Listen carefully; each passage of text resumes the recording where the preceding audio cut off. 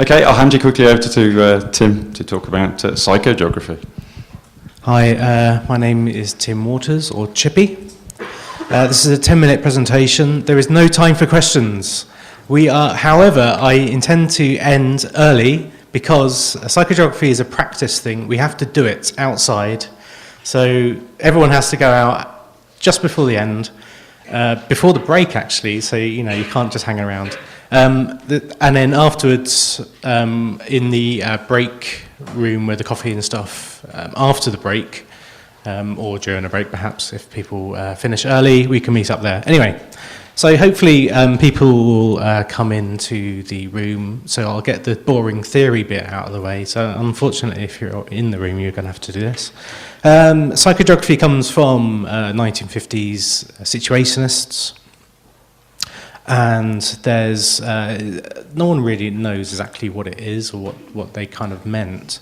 It's quite vague. However, they adopted the term from the flaneurs, and this fella is a flaneur. They used to walk around Paris with a tortoise on a lead, and that dictated how they would walk slowly across the environment. So it's just not, you don't do that in towns these days.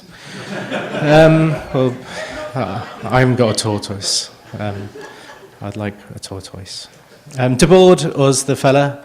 He basically wrote this theory of the derive. Essentially, a derive is a drift in French. It says during a certain period, you drop their relations, their work and their leisure activities. You drop all that and any other motives for going around a city, and you let yourselves be drawn by the attractions and the sort of feelings of the encounters. And they made some really funky maps like this. Is a map of Paris with the lines in between representing stuff which you are meant to discover. A more modern time thing is Alan Moore here. He is in Northampton. He's basically saying psychogeography is poetry of place. Dennis Wood is a famous geographer. If there's any academic geographers or people who are into geography and theories and stuff, he knows it. Basically, he said there's two types of psychogeography. There's the situationist ones, and there's this sort of Lynchian, which is kind of like a human geography of who lives where and why maps are important and stuff. So all of that is valid. So why is it important? There's a big long text there. I'm not going to let you read it because I might read some of it. Essentially, it's why do we do this stuff? Is because the cities are becoming a bit boring and essentially capitalist. Is the word. Things are being parcelled up for work or for leisure. The only times people go into the cities, at least in the UK anyway. So I can go on and whinge about that. Some of the examples could be GPS drawing. There's a fella here, he actually may be in this conference, who knows. He goes around and draws pictures. But of course, this is in Brighton or Hove, I think, and he made an elephant. He now does words, so he does big text, words, art, things, GPS. Urban exploration could be psychogeography has. Parkour or the free running, this is stuff that not many people do, but they would probably experience a city in a different way. In the last 10 years or so, there's been a sort of resurgence in people doing stuff outside. One would be remapping High Wycombe.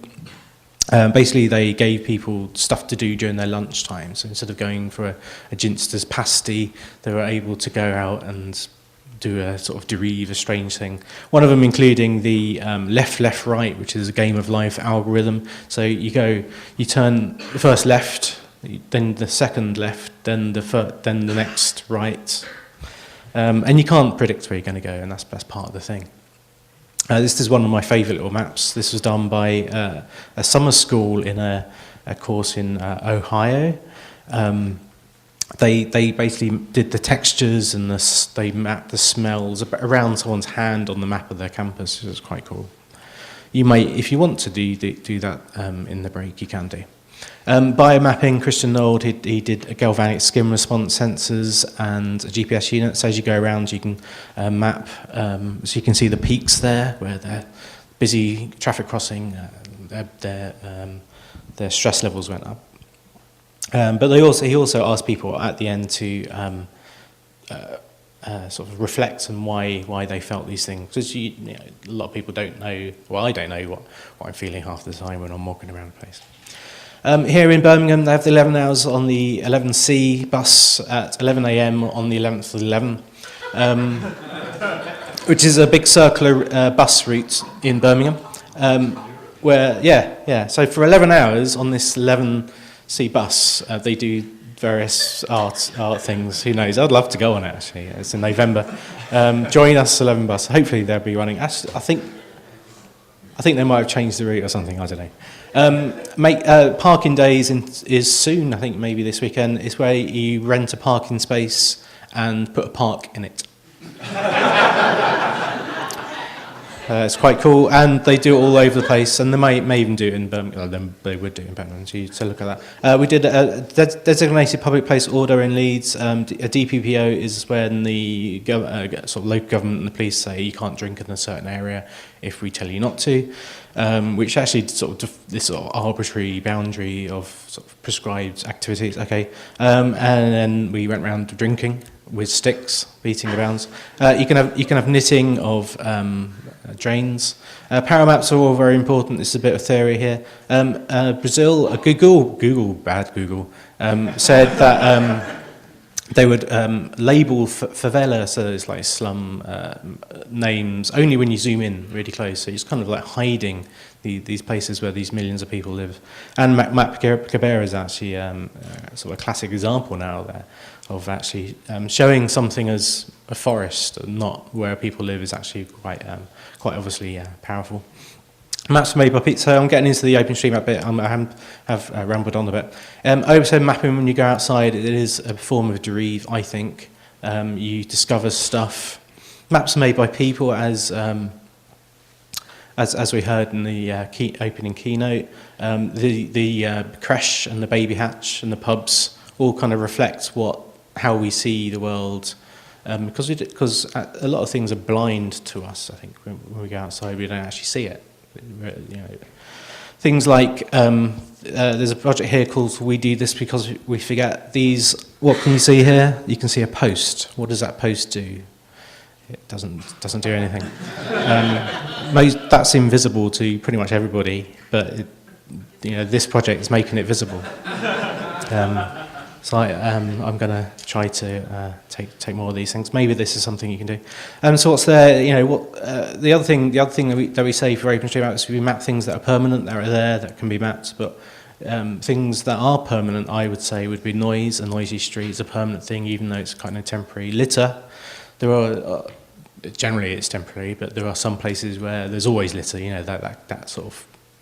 That sort of area full of litter. Children's play equipment is a good example. Dennis Wood, he did a geography of the children of Detroit, two neighbours, different types of the same sort of size lots. One had children's play equipment in the gardens, cats and dogs and stuff. And these sort of were lasted longer than a lot of these would last for years, and they changed the whole nature. Maybe we could possibly map that, or at least be more aware of that. So I would say that trees last longer than pubs. They do. Bins, maybe we could, bins and litter could be mapped. Okay, so that's the end of the talking bit. I think I might have just about, I call it. Okay, so we need to go out now. I have a list of things. We need to get into groups of maximum 3 people each. I have a little piece of paper for each group. And you go outside for a little bit, as long as you like, 2 minutes or 5 minutes or 10, and then we'll come back. So you need to head out now.